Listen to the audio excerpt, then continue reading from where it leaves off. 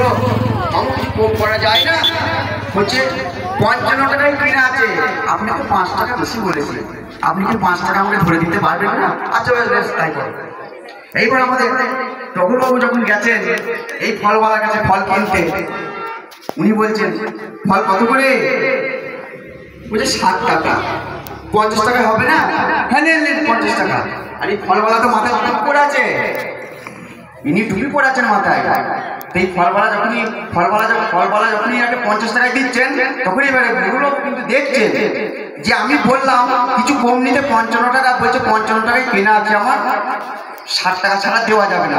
ইনাকে 50 টাকায় দিল, উনি তখন এসে বলছেন যে আপনি যে 50 টাকায় উনাকে দিলেন, আমাকে বললেন যে 55 টাকা কেনা পড়েছে, ইনাকে 50 টাকায় দেন কি করে?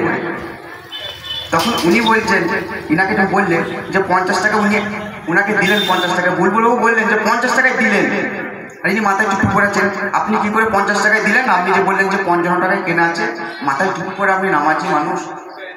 বলছে ওইটা নামাজ পড়ার টুপি নয় তো, ওইটা ব্যবসা করার টুপি, নামাজ পড়ার টুপি আইদের পকেটে।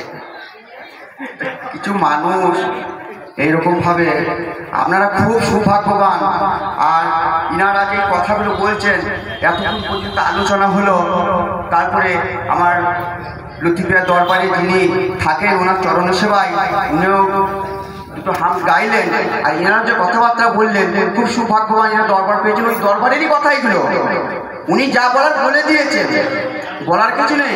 হয়তো মানুষ আমরা আলাদা মুখ, নতুন কথা শুনতে ভালো লাগবে, কিন্তু কথাগুলো এক, কথাগুলোর মধ্যে কোনো আলাদা পার্থক্য বলতে কিছু নেই, ভাষাগুলো আলাদা হবে। তো সেই রকম আমাদের এগুলো জানতে হবে। আমরা জানি, সকলেই জ্ঞানী, আমরা জানি, কিন্তু আপনাদের মতন আমার জ্ঞান নেই, আমি অজ্ঞানী, আপনাদের কাছে ঘুরে বেড়াই জ্ঞান কামানোর জন্য। জি, আমার মুর্শিদের হুকুম। তাই বাকি আমার ইব্রাহিম আদম বালকি একটা বাদশা ছিলেন, আমরা জানি নিশ্চয়ই সকলে। ইব্রাহিম আদম বালকি বাদশা, আমাদের সেজরা শরীফ যখন যে বাদ করা হয়, ওনার নাম পাক ওইখানে আছে, ওনার নাম পাক আছে ইব্রাহিম আদম বালকি বাদশা বলে। উনি একটা রাজা ছিলেন। উনি কিনা রাজত্বকে ছেড়ে, কিনা রাজতন্ত্রকে ছেড়ে উনি মুর্শিদ ধরেছিলেন, মুর্শিদের ইত্তেবা করেছিলেন। সেই মুর্শিদের দরবারে উনি খেদমত করতেন।